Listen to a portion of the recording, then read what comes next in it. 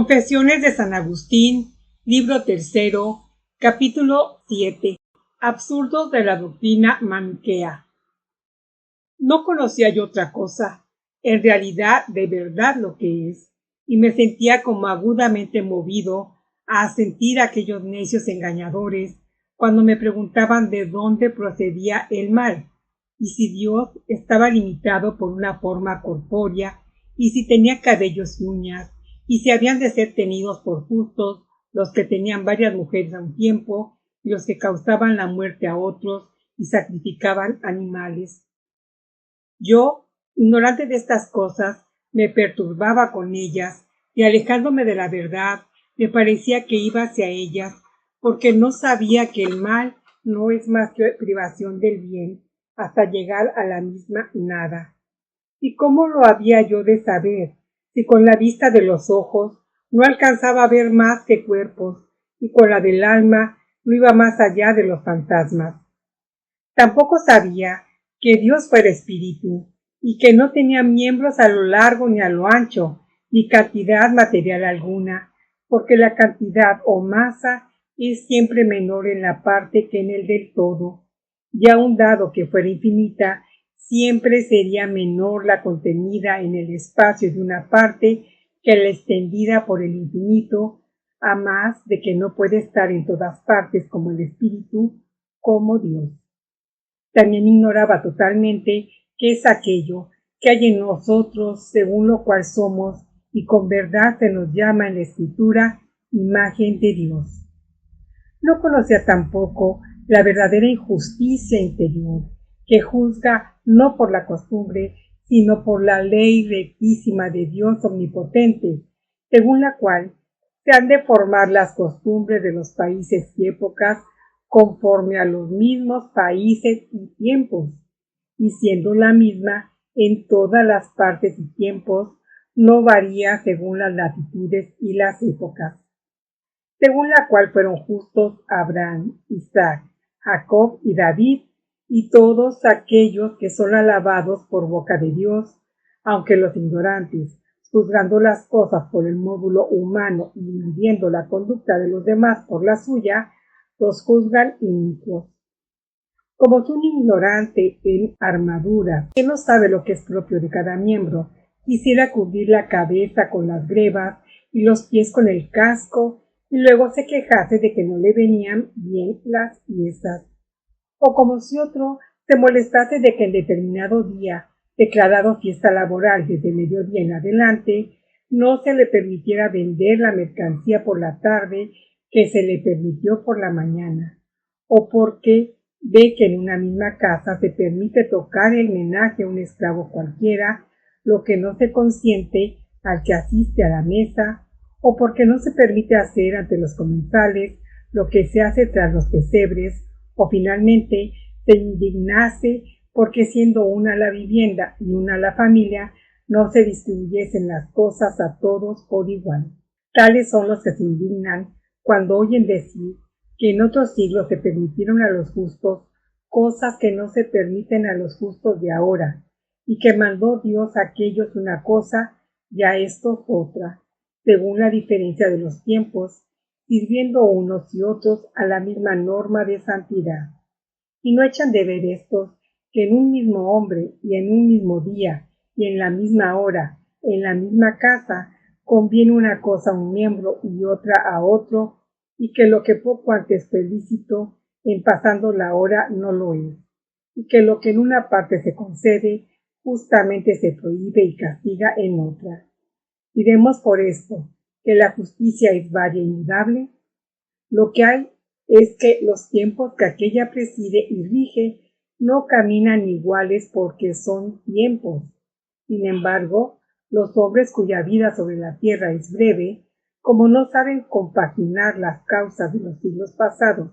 y de las gentes que no han visto ni experimentado con las que ahora ven y experimentan, y por otra parte, ven fácilmente lo que en un mismo cuerpo y en un mismo día y en una misma casa conviene a cada miembro, a cada tiempo, a cada parte y a cada persona. Condenan las cosas de aquellos tiempos, en tanto que aprueban las de estos. Ignoraba yo entonces estas cosas y no las advertía, y aunque por todas partes me daban en los ojos, no las veía. Y aunque veía cuando declamaba algún poema que no me da lícito poner un pie cualquiera en cualquiera parte del verso, sino en una clase de metro unos y en otra otros, y en un mismo verso no siempre y en todas sus partes el mismo pie, y que el arte mismo conforme al cual declamaba, no obstante mandar cosas tan distantes, no era diverso en cada parte, sino uno en todas ellas. Con todo, no veía cómo la justicia a la que sirvieron aquellos buenos y santos varones podía contener simultáneamente de modo mucho más excelente y sublime preceptos tan diversos sin variar en ninguna parte, no obstante que no manda y distribuye a los diferentes tiempos todas las cosas simultáneamente, sino a cada uno las que le son propias. Y ciego reprendía a aquellos piadosos patriarcas que no sólo usaron del presente como se lo mandaba e inspiraba a Dios, sino que también anunciaban lo porvenir conforme Dios se lo revelaba. Capítulo 8. La moral fundamental no es mudable. ¿Acaso ha sido alguna vez o en alguna parte ser injusto amar a Dios de todo corazón, con toda el alma y con toda la mente, y amar al prójimo como a uno mismo? Así pues, todos los pecados contra la naturaleza, como fueron los de los sodomitas, han de ser detestados y castigados siempre y en todo lugar, los cuales, aunque todo el mundo los cometiera, no serían menos reos de crimen ante la ley divina, que no ha hecho a los hombres para usar tan torpemente de sí, puesto que se viola la sociedad que debemos tener con Dios cuando dicha naturaleza, de la que Él es autor, se mancha con la perversidad de la libidine. Respecto a los pecados que son contra las costumbres humanas, también se ha de evitar según la diversidad de las costumbres, a fin de que el concierto mutuo entre pueblos y naciones, firmado por la costumbre o la ley, no se quebrante por ningún capricho de ciudadano o forastero, porque es indecorosa la parte que no se acomoda al todo. Pero cuando Dios manda algo contra estas costumbres o pactos, sean cuales fueren, deberá hacerse, aunque no se haya hecho nunca, y si se dejó de hacer, ha de instaurarse, y si no estaba establecido, se ha de establecer. Porque si es lícito a un rey mandar en la ciudad que gobierna cosas que ninguno antes de él, ni aun él mismo había mandado, y no es contra el bien de la sociedad obedecerle, antes no sería el no obedecerle, por ser ley primordial de toda sociedad humana obedecer a sus reyes. ¿Cuánto más deberá ser Dios obedecido sin titubeos en todo cuanto ordenare, como Rey del universo? Porque así como entre los poderes humanos la mayor potestad es antepuesta a la menor en orden a la obediencia, así Dios lo ha de ser de todos. Lo mismo ha de decirse de los delitos cometidos por deseo de hacer daño, sea por contumelia o sea por injuria, y ambas cosas, o por deseo de venganza como ocurre entre enemigos, o por alcanzar algún bien sin trabajar, como el ladrón que roba al viajero, o por evitar algún mal, como el que teme, o por envidia, como acontece al desgraciado con el que es más dichoso, o al que ha prosperado y teme se le iguale, o se duele de haberlo sido ya, o por el solo deleite, como el espectador de juegos gladiatorios, o el que se ríe y burla de los demás. Estas son las cabezas o fuentes de iniquidad que brotan de la concupiscencia de mandar, ver o sentir, ya sea una sola, ya de dos, ya de todas juntas, y por las cuales se vive mal, oh Dios altísimo y dulcísimo, contra los 3 y 7, cual salterio de 10 cuerdas tu decálogo. Pero ¿qué pecados puede haber en ti que no sufres corrupción? ¿O qué crímenes pueden cometerse contra ti a quien nadie puede hacer daño? Pero lo que tú vengas es lo que los hombres perpetran contra ti, porque hasta cuando pecan contra ti, obran impíamente contra sus almas y se engaña a sí misma sin iniquidad, ya corrompiendo y pervirtiendo su naturaleza, la cual has hecho y ordenado tú,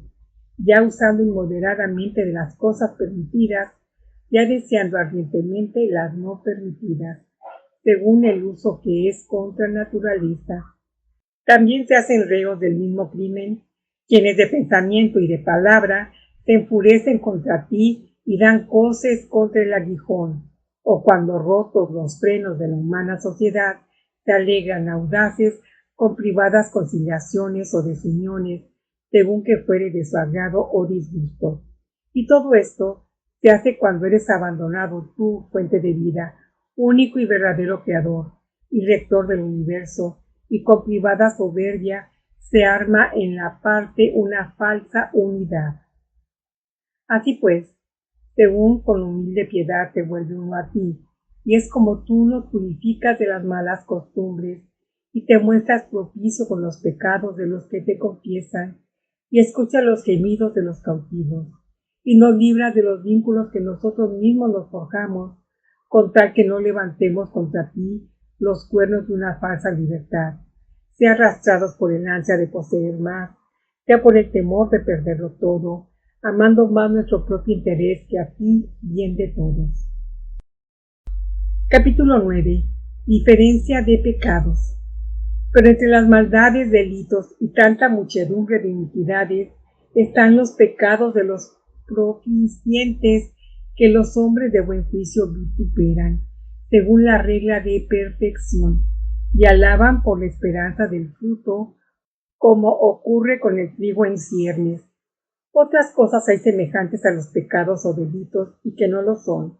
porque ni te ofenden a ti, Señor Dios nuestro, ni son tampoco contra la sociedad humana, como acontece cuando se procuran algunas cosas convenientes para el uso de la vida y las circunstancias, y no se sabe si ello nace o no del apetito de poseer, o cuando se castiga a algunos con deseo de que se corrijan en uso de la potestad ordinaria, y no se sabe si es o no por el gusto de mortificar. De aquí sucede que muchas realidades que parecen a los hombres vituperables son aprobadas por tu testimonio, y muchas alabadas por los hombres son condenadas por ti, tu testigo, por ser con frecuencia una cosa las apariencias del hecho y otra el ánimo del que obra y las circunstancias secretas del tiempo. Pero cuando tú mandas de repente algo inusitado e imprevisto, aun cuando lo hayas prohibido alguna vez, aun cuando ocultes por algún tiempo la causa de tu mandato, aun cuando sea contra el pacto de algunos hombres de la sociedad, ¿quién dudará de que se ha de hacer, siendo justa la sociedad humana que te sirve? Pero felices los que saben que tú lo has mandado, porque los que te sirven lo hacen todo, o porque así lo requiere el tiempo presente, o por significar lo por venir. Capítulo 10. Ridiculeces maniqueas. Desconocedor yo de estas cosas, me reía de aquellos tus santos siervos y profetas. Pero ¿qué hacía yo cuando me reía de ellos, sino hacer que tú te rieses de mí, dejándome caer insensiblemente y poco a poco en tales ridiculeces que llegara a creer que el higo, al arrancarlo de la higuera, tanto éste como su madre, el árbol, lloran lágrimas lácteas? ¿Y qué si algún santón de la secta comía dicho higo, arrancado no por culpa propia sino ajena, y lo incorporaba a sus entrañas? Ocurría que entre los gemidos y eructos acrecidos durante la oración exhalaba ángeles y aun partículas de Dios, y tales partículas del sumo y verdadero Dios habrían quedado ligadas siempre en aquel fruto de no haber sido liberadas por el vientre y vientre del santo electo.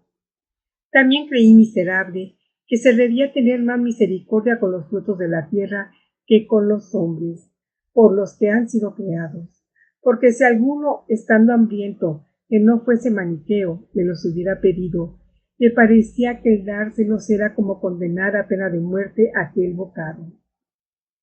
Capítulo 11. El sueño consolador de Santa Mónica. Pero enviaste tu mano de lo alto, y sacaste mi alma de este abismo de tinieblas. Entre tanto, mi madre fiel sierva tuya Lloraba en tu presencia mucho más que las demás madres suelen llorar la muerte corporal de sus hijos, porque veía ella mi muerte con la fe y espíritu que había recibido de ti. Y tú la escuchaste, Señor. Tú la escuchaste y no despreciaste sus lágrimas, que corriendo abundantes regaban el suelo allí donde hacía oración. Sí, tú la escuchaste, Señor. Porque ¿de dónde? Sino aquel sueño con que la consolaste,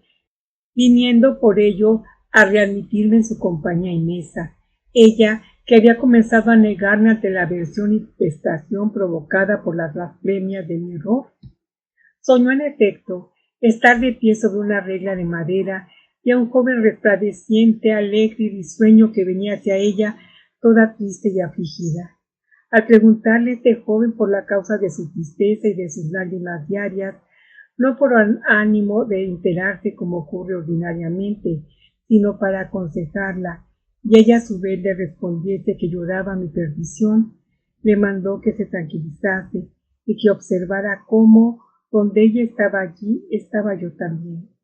Y cuando ella fijó su vista, me vio junto a ella de pie sobre la misma regla. ¿Qué explicación darle a este hecho, sino que tú tenías tus oídos aplicados a su corazón, oh tú omnipotente y bueno, que así cuidas de cada uno de nosotros,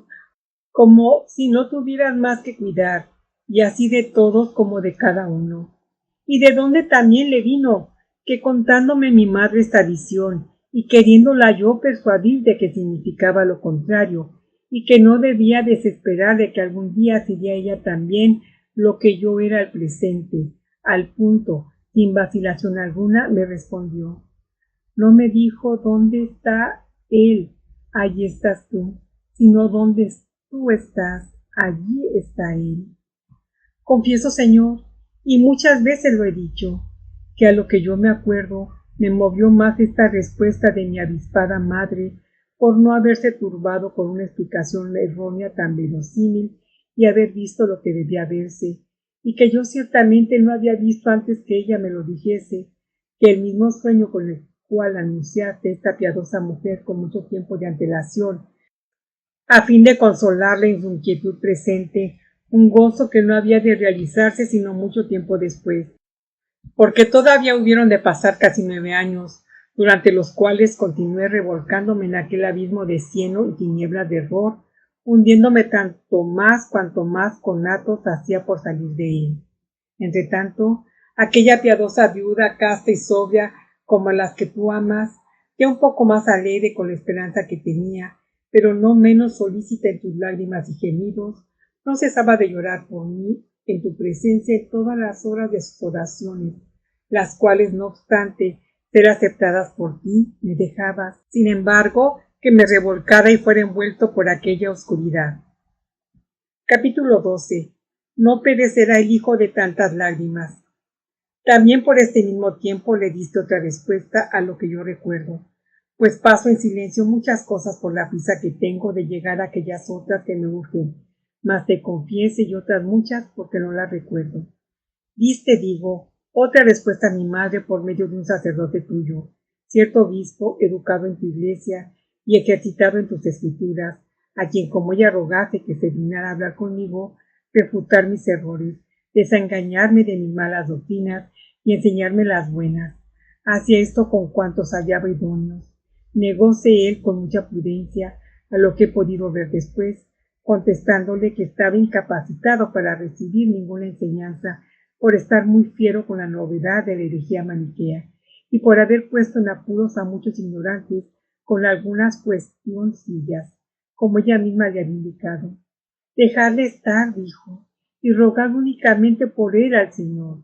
Él mismo, leyendo los libros de ellos, descubrirá el error y conocerá su gran impiedad. Y al mismo tiempo le contó cómo, siendo él niño, había sido entregado por su seducida madre a los maniqueos, llegando no solo a leer, sino a copiar casi todos sus escritos, y cómo él mismo, sin necesidad de nadie que le arguyera ni convenciese, llegó a conocer cuán digna de desprecio era aquella secta, y cómo al fin la había abandonado. Pero dicho esto, como no se aquietara, sino que instase con mayores ruegos y más abundantes lágrimas a que se viera conmigo y disputase sobre dicho asunto. Él, cansado ya de su importunidad, le dijo: vete en paz, mujer. Así Dios te dé vida, que no es posible que perezca el hijo de tantas lágrimas. Respuesta que ella recibió, según me recordaba muchas veces en sus coloquios conmigo, como venida del cielo. Laura Aguilar, leyendo libros para ti. Si te ha gustado este video, da like, comparte, suscríbete a mi canal y da clic en la campanita para recibir nuevos videos.